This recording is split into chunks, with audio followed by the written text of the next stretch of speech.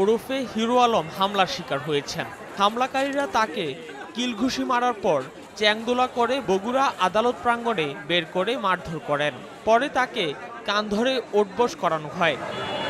তিনি বগুড়ার senior judicial magistrate আদালতে মামলা করে বের হওয়ার সময় এজলাস কক্ষের ফটকে হামলার শিকার হন।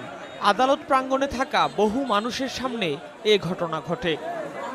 হামলার জন্য বিএনপিকে দায়ী করেছেন হিরো আলম। তার অভিযোগ, তার উপর হামলার নেতৃত্ব দিয়েছেন বগুড়া আদালতের আইনজীবী সহকারী সমিতির কার্যনির্বাহী কমিটির সদস্য রনি সরকার।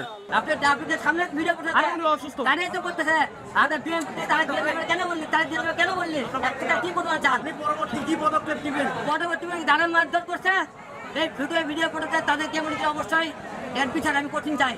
এর বিচার কঠিন আমরা এখন যে স্বাধীন হয়ে গেছে, যারা মাসে এর বিচার না পাই তাহলে বোধহয় বাংলাদেশ